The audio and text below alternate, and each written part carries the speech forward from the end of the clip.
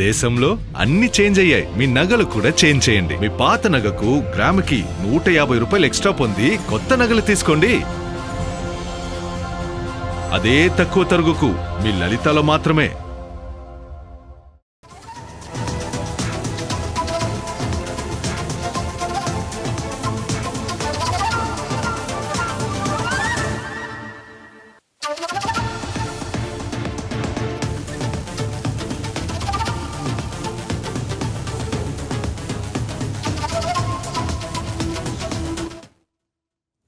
Breaking news చూస్తున్నాం. బంగాళాఖాతంలో ఏర్పడిన అల్పపీడనం ప్రభావంతో ఆంధ్రప్రదేశ్లో 3 రోజుల పాటు మోస్తారు నుంచి భారీ వర్షాలు కురిసే అవకాశం ఉందని వాతావరణ శాఖ విపత్తుల నిర్వహణ శాఖ అంచనా వేస్తోంది. బంగాళాఖాతాన్ని ఆనుకుని ఉన్న ఉత్తర ఒడిశా, పశ్చిమ బెంగాల్ తీర ప్రాంతాల్లో అల్పపీడనం ఏర్పడింది. ఈ అల్పపీడనం రాబోయే 2-3 రోజుల్లో మరింత బలపడే అవకాశం ఉందని అంచనా వేస్తున్నారు. ఈ అల్పపీడనం ప్రభావంతో ఇవాళ అల్లూరి సీతారామరాజు, ఏలూరు జిల్లాలో పిడుగులతో కూడిన భారీ వర్షాలు కురిసే అవకాశం ఉందని ఏపీ విపత్తుల నిర్వహణ సంస్థ తెలిపింది. మరోవైపు శ్రీకాకుళం, విజయనగరం, పార్వతీపురం, మన్యం, అల్లూరి సీతారామరాజు, పోలవరం, పల్నాడు జిల్లాలో కొన్ని చోట్ల మేఘావృతమైన వాతావరణంతో పిడుగులతో కూడిన తేలికపాటి మోస్తారు వర్షాలు పడతాయని వాతావరణ శాఖ అధికారులు చెబుతున్నారు.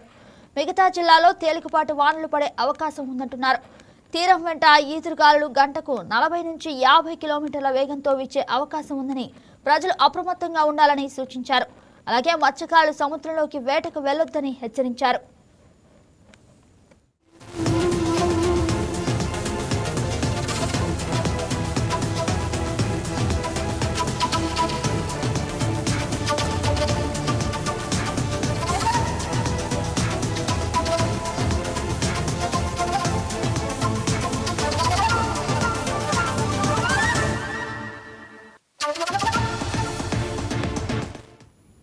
ఇటు తెలంగాణలో 3 రోజుల పాటు వివిధ ప్రాంతాల్లో మోస్తారు నుంచి భారీ వర్షాలు కురిసే అవకాశం ఉందంటున్నారు. తెలంగాణలోని ఉమ్మడి ఖమ్మం, కరీంనగర్, వరంగల్, ఆదిలాబాద్, నిజామాబాద్ జిల్లాలో భారీ వర్షం కురిసే అవకాశం ఉందని అంటున్నారు. ప్రధానంగా దక్షిణ మధ్య తెలంగాణ జిల్లాలో తేలిక నుంచి మోస్తారు వానలు పడతాయని అంచనా వేస్తున్నారు.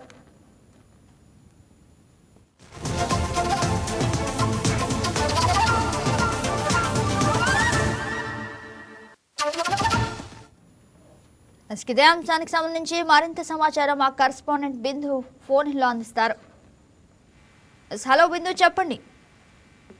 రైట్ గాగన్, బంగాళాఖాతంలో ఏర్పడిన అల్పపీడనం ప్రభావంతో ఆంధ్రప్రదేశ్ లో 3 రోజుల పాటు మోస్తరు నుంచి భారీ వర్షాలు కురిసే అవకాశం ఉందని వాతావరణ శాఖ అంచనా వేసిందనే చెప్పుకోవచ్చు. అయితే ఈ నేపథ్యంలో ఈ 3 రోజులు కూడా ఆంధ్రప్రదేశ్ లో పలు చోట్ల భారీ వర్షాలు పడే అవకాశం ఉంది. ఈ అల్పపీడనం కూడా రాబోయే 2-3 రోజుల్లో మరింత బలపడే అవకాశం ఉందని కూడా అంచనా వేస్తున్నారు. అయితే ఈ నేపథ్యంలో ప్రజలందరూ అప్రమత్తంగా ఉండాలని, బయటికి ఎవరిని రావద్దని, ఒకవేళ వచ్చినా కూడా తగిన జాగ్రత్తలు కూడా తీసుకోవాలని చెప్పారు. ముఖ్యంగా విజయవాడకు సంబంధించి కొండ చర్యల ప్రాంతాలు ఎక్కువగా ఉంటాయి కాబట్టి కొండ చర్యలు విరిగిపడే ప్రాంతాల్లో ప్రజలందరినీ సురక్షితంగా ఉండమని కోరారు.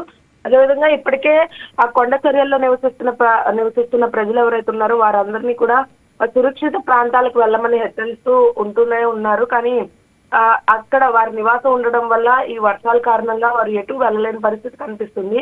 ఈ అల్పపీడనం ప్రభావంతో ఈ రోజు ముఖ్యంగా అల్లూరు సీతారామరాజు జిల్లాలో, ఇంకా ఏలూరు జిల్లాలో భారీ వర్షాలు కురిసే అవకాశం ఉందని కూడా విపత్తుల నిర్వహణ సంస్థ తెలిపింది. ఇంకా మరోవైపు శ్రీకాకుళం, విజయనగరం వంటి జిల్లాల్లో కూడా వర్షాలు కురిసే అవకాశం ఉంది. అయితే ఈ నేపథ్యంలో ప్రత్యేకంగా వర్షాకాలం కాబట్టి వర్షాలు అధికంగా కురిసే అవకాశం ఉంది కాబట్టి విద్యార్థులకి ప్రతి చోట ట్రైనింగ్ అనేది ఇస్తూ ఉన్నారు. అంటే ఈ వర్ష నేపథ్యంలో ఒకవేళ వరదలు వస్తే ఎన్డీఆర్ఎఫ్ కి ఎలా సహాయం చేయాలి, విపత్తుల నిర్వహణ సంస్థకి ఎలా సహాయం చేయాలి, ప్రజల్ని సురక్షితంగా ఉన్న ప్రదేశాలకు ఎలా తీసుకెళ్లాలని చెప్పేసి విద్యార్థులకు అన్ని ఇటువంటి ఏవైతే ప్రత్యేక శిక్షణ ఇవ్వడం జరిగిందో, అదేవిధంగా ఏపీ విపత్తుల నిర్వహణ సంస్థ ఆధ్వర్యంలో కూడా ఇప్పటికే విజయనగరం జిల్లాకు చెందిన 10 మంది నేషనల్ సర్వీస్ స్కీమ్ NSS వాలంటీర్లుగా కూడా జాయిన్ అయ్యారు. అంటే NSS వాలంటీర్లు ఇటువంటి విపత్తులు ముందస్తు జాగ్రత్తలు ఏవైతే ఉన్నాయో అత్యవసర పరిస్థితుల్లో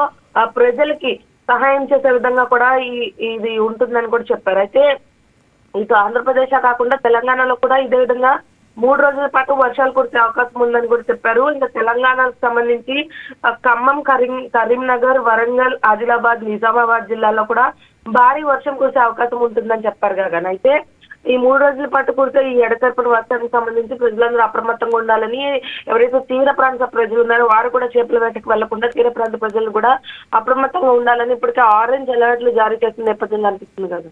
yes right Bindu, thank you for the update.